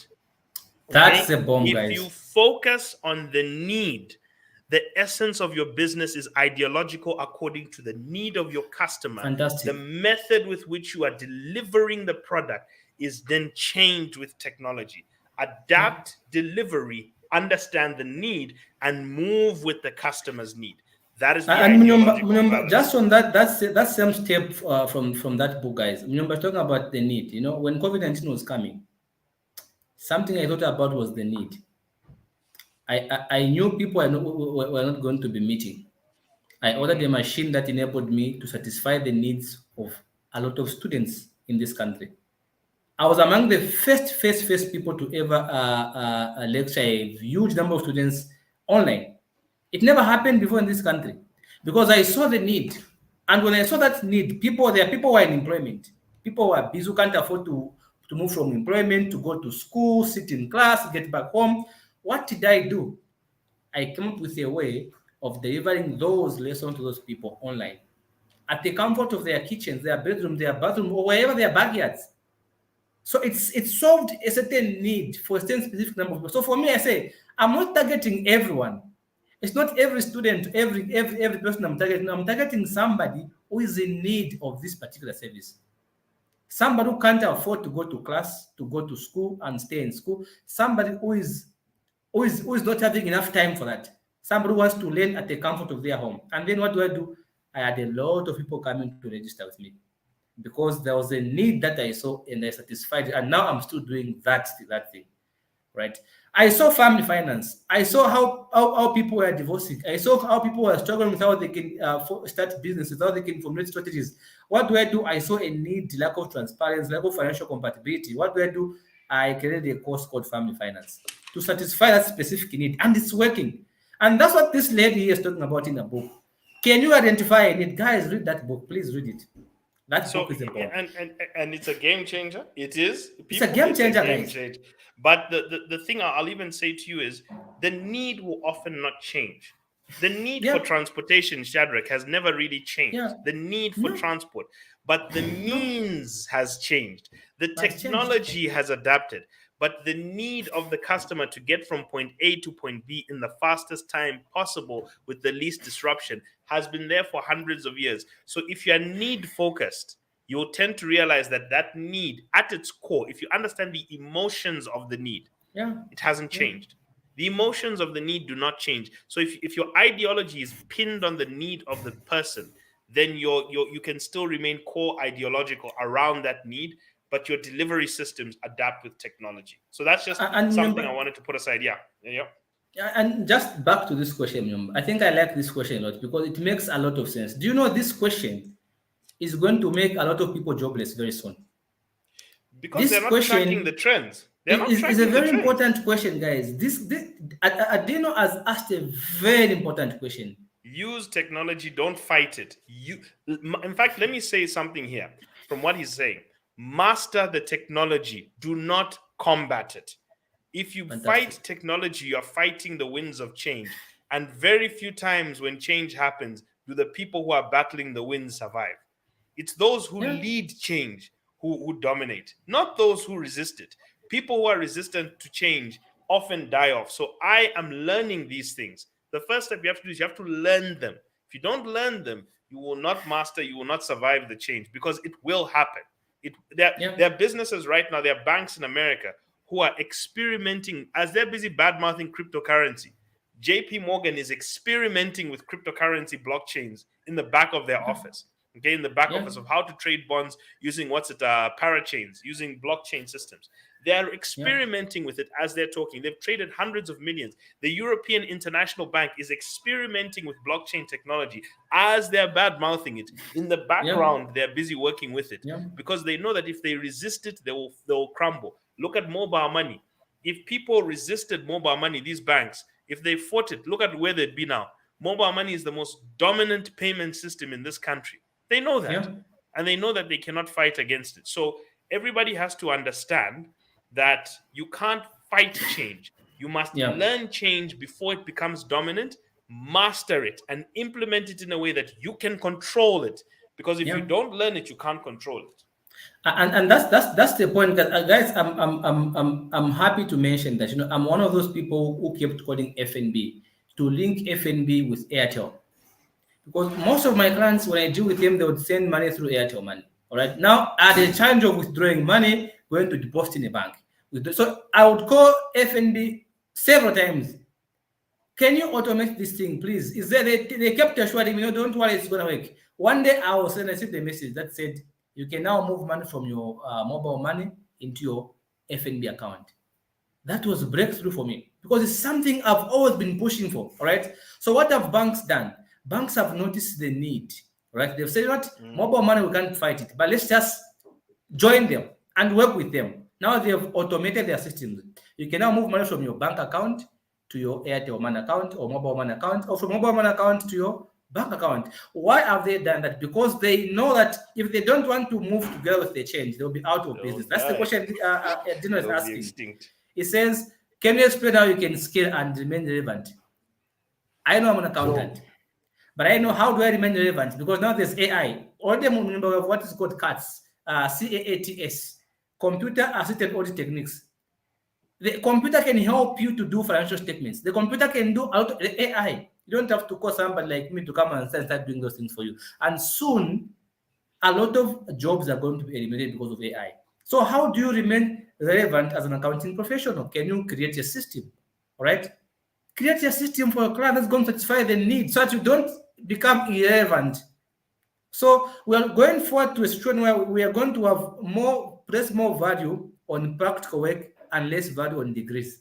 So degrees, MBAs, these things are phasing out, guys, in case you don't know. Look at just some guy from some compound who is doing some TikTok videos. He's making millions and millions of dollars on TikTok. What MBA do they have? Nothing. What degree do they have? Zero.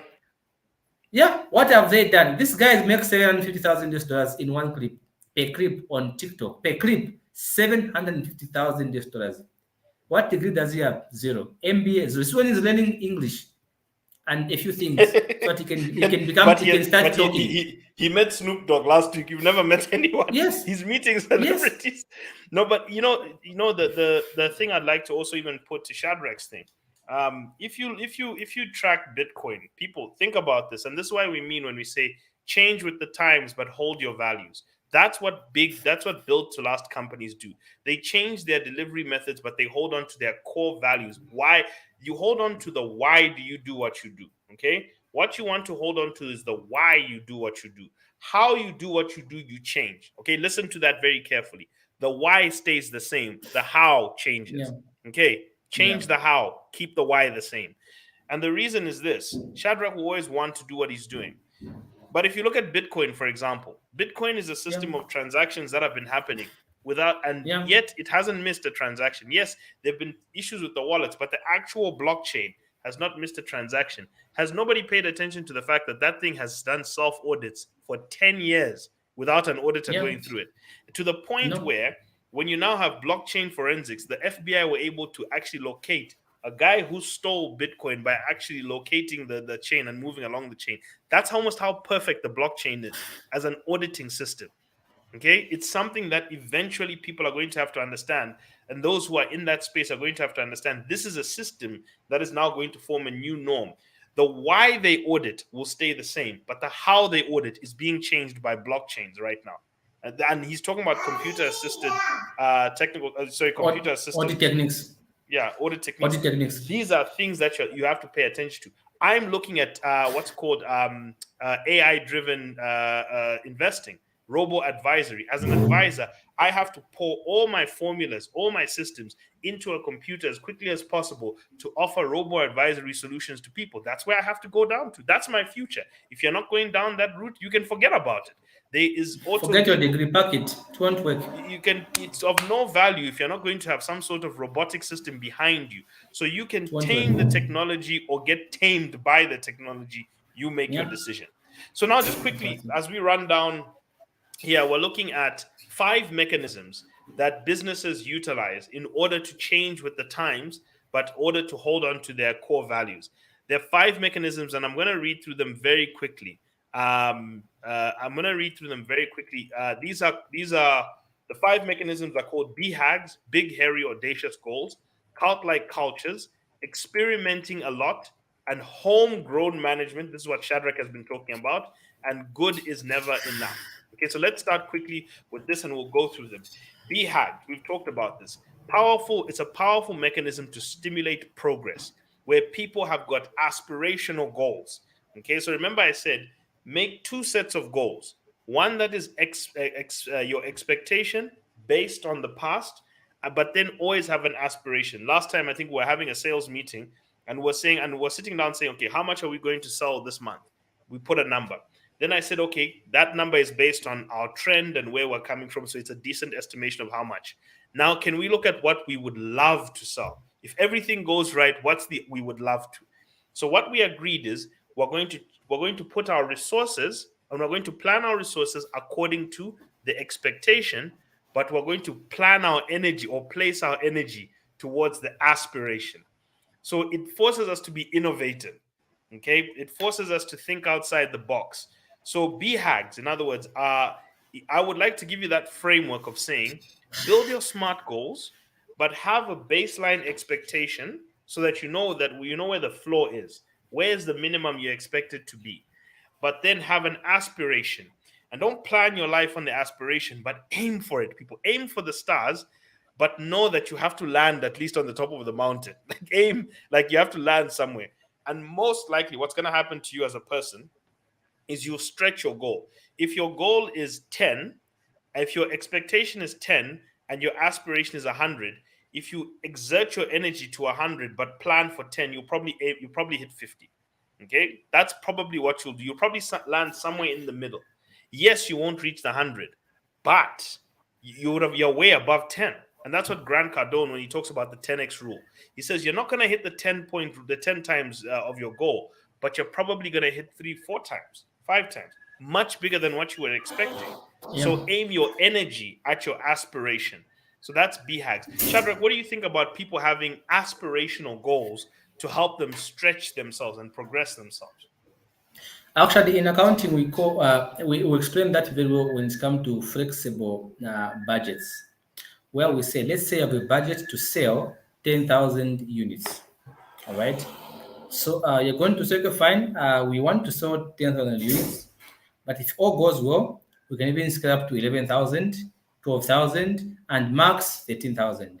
But if things don't go well, we can reduce to 9,000, 6,000, and 5,000, right? That is called being realistic in estimations. So what that means, when you have an aspiration, it motivates you to want to do better because you have something bigger you're looking forward to. You know, there's no point. Do you know why we do what God says we do in the Bible?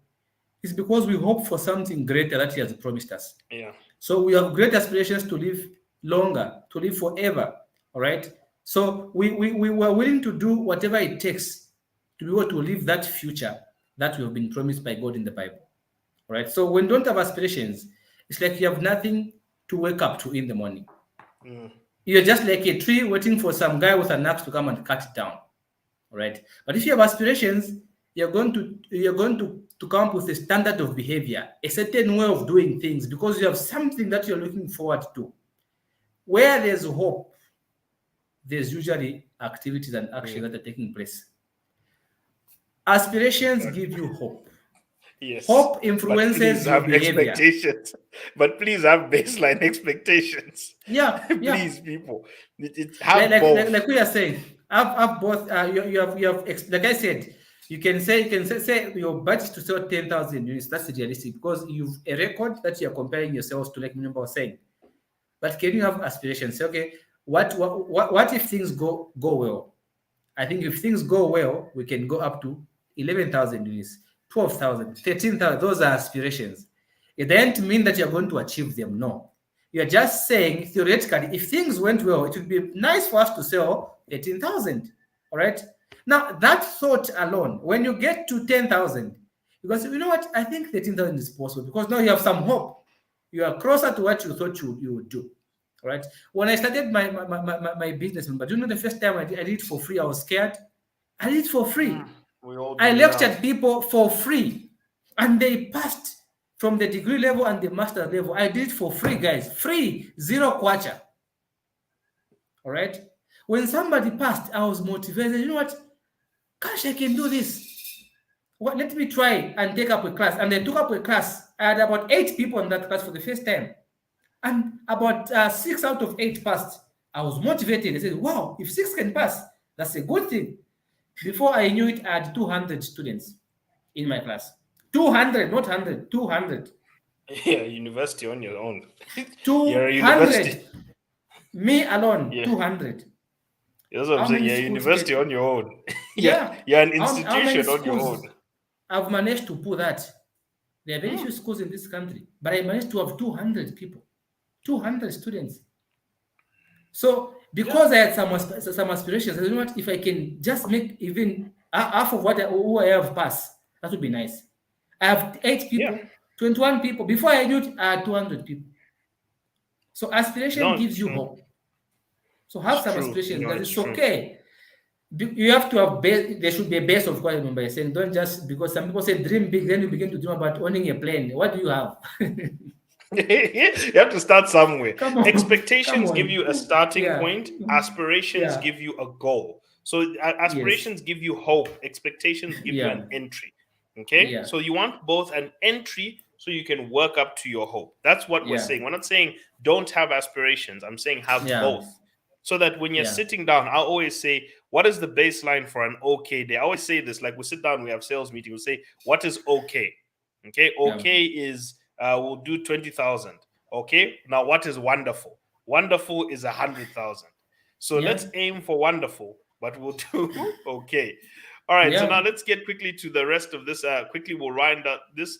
The third one is the second thing, and I'm just going to read through them so that we can wind up here for the purpose of time, is cult-like cultures. You often see big, strong brands have got very strong cultures. A culture is not just a habit, but it forms your way of life. They also experiment a lot. Visionary companies do plan, but they best move where they experiment. They do trial and error. And what they do is they discover things. They discover things along the way. So try things. And I'm going to sit the fourth one I'll say is they're never comfortable. They experiment because they're never comfortable with the way things are. They always believe that something could be better. Coca-Cola is always trying to improve products. Trade Kings is always trying to add new things. Zambeef always try and improve. Everyone's trying to improve all the time because they realize that it can never be. So these are 3 other ones, but the one that's really important is they found, and I'm going to read this one. Collins and Parrow found that in 1700, in 1,700 years of combined history of visionary companies, there were only 4 cases outside of an outsider being brought into the role of the CEO.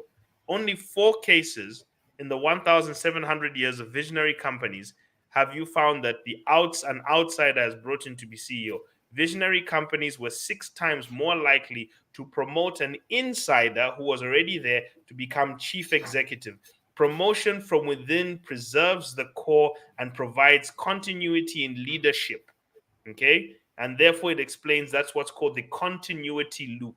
And that can be used to effectively preserve the core values and sustain the progress on a simple plan.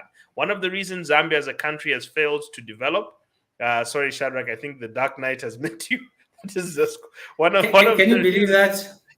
One of the reasons Zambia has failed to develop is because we have failed to have continuous development. One of the things you'll notice about China is that the consistent handover of internal uplifting. China's got an internal system of getting people to the next stage. Because of that, China has developed. So if you want to have sustained development, you need to make sure that you're on a consistent path and promoting from within. So if you're promoting your children who promote their children, then you can be like that Congo Gumi company, which has been around for 1,444 years. If you promote from within, by the way, for Walmart is the biggest retail company in the world. In fact, it's one of the biggest companies in the world. The guy who's the CEO of Walmart now used to pack boxes. He used to be one of the boxing boys there who used to pack boxes on weekends. Then he worked. So, Walmart is the only company he's ever worked for. He's never worked for any other company than Walmart. Satya Nadella, who's the CEO of Microsoft, has worked his way through it. So very few visionary companies. Even the CEO of Zambeef now, what was she before? She was the finance director since 2018. Now she's become since 2019, sorry. Now she's become the CEO of Zambeef 3 years later. Yeah. So they hired her from within. Yes, they brought her as an FD, but they pulled her up, and she has been getting hired from within places she's worked. And if you look at many of these companies, the new CEOs are often brought up. That's your visionary company. So if you want to build something to last, so that's something Shadrach was talking about. And for the purpose, I think, of winding up, I'm just going to give a quick summary of the four philosophies. And Shadrach, you can give your final comments afterward. The four philosophies are: design the business. Business design is what creates sustainability. Have a win-win mentality with employees, employers, government, everyone. Employees, customers, everyone. Think beyond your profits. If your aspirations are only for profit and for lifestyle, you will not last longer than your life as the business. Preserve your core values, but progress your means. Okay, stick to your why, but change your how. Be adaptable with the how. Be flexible with the how. And then the main thing is have aspirational goals. Have a strong culture. Culture helps you really push with things. Experiment and try new things. Throw away what doesn't work and keep what works. Never be okay with comfort. And finally, promote from within. Create talent management so that the next leadership comes from the people who are already there than always having to bring people from outside. This is how Zambian companies will go from a good guy who gets very rich, dies, and it vanishes, to intergenerational Zambian businesses that will now build wealth. Because once we have intergenerational handover of businesses, that's where the true value of a country starts to happen, and we start to see it. Just to give you a quick example, even in China, that sneaker company that's competing with Nike, the father ran the business, the two sons are now running the business, and now they're competing with Nike. They went from producing generic sneakers to now being the strongest competition to Nike in the Chinese market. So that's my view, guys, on how we can do it. Please read the book, Built to Last. It is what we have referenced today.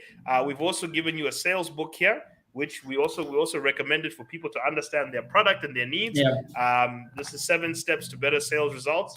I'm reading it right now, and I've even been writing about it on my page each time. And the various books, people, the books you read are going to determine the way you think. The books you read. So Shadrach is he's going to give you his book list as well. But I have books I'm reading right now, guys. Yeah. See, I'm reading these books, and I've read all these books to see. Right now, I'm reading this one here. I'm reading this book by Mr. Tsegwefumbeshi. It's a very good book. This is my current read right now. It's what I'm reading right now. It's a very good book. I've read Susan's book over 3 times, guys. It's a fantastic book. Read it, please. We'll be happy if you did. And just to say something, if you want to build a business that lasts, can we please normalize appreciating those that are managing the business which are left to them by their parents? If you talk ill about people who are managing businesses which are left to them by their parents, it will be difficult for you to leave your businesses to your children, because you hate people who have something that parents left for them to manage. Think of it this way. Would you be happy if you one day you woke up and discover your dad had given all his business to your neighbor's children? Would you be happy? You'll be so sad. So please, let's normalize appreciating those who are doing the best they can to maintain the legacy that their fathers left for them.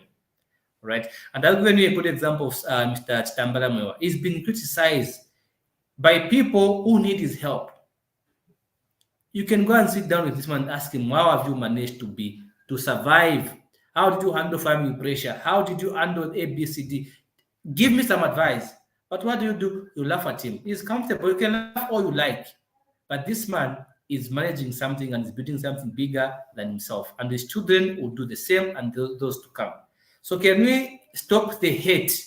If somebody's father did something to them, it's not their fault that yours didn't do or didn't leave anything for you. Right? Change your family It's not tree. their fault. Learn not how their to do it fault. and change your family tree yourself. So That's what I'll tell don't you. take the anger that you have about your dad for just dying without leaving anything for you to people whose parents left some things for them. There's nothing wrong. You are working hard. If you die today, you want your son, you want your daughter to enjoy your hard work, not your neighbor's children. So let's stop the hate, guys. That will help us to build businesses that stand the test of time. Thank you, Mnyumba. Thank you so much for this Thank you session. to everyone. Please write your biggest takeaways from today. Please give us a few things. What can you do? What have you learned that you can implement in your business that can make it a lasting business? And what can you start today? All right. What are you things that you pledge to start today? We don't want people to just do things, to just say things. We'd like us to all implement. The things we're talking about here are things we are doing ourselves. And more than anything, I'd like as many people. I'm reading Purpose Driven Life as well as I read this every night before I go to sleep. I read Sales and I read Purpose Driven Life. And I read it again because that's an important book that tells me have an eternal perspective of life. Have an eternal perspective, because this is me as a believer. Have an eternal perspective. It helps you put a lot of things in the right perspective to build the best that you can here, because you're trying to build something that's beyond this, but have an eternal perspective. And you'll think impact, you'll think people. Profit will be there, but it won't always be the most important thing, because you're thinking about a world or a life beyond profit itself. I wish you all the best. I wish you all a wonderful week. Shadrach, God bless. To everybody who has been with us, God bless to all of you. And I pray God fulfills you. He expands you. He grows your businesses, and may He shine His light all over you and give you all the favor in the world that you need. And may He guide you to things that you need to grow. God bless this country, and have a wonderful day. And season's greetings, people. I'm getting ready for Christmas. Have a wonderful time, people. God bless. All right, guys. Bye-bye. Thank you so much.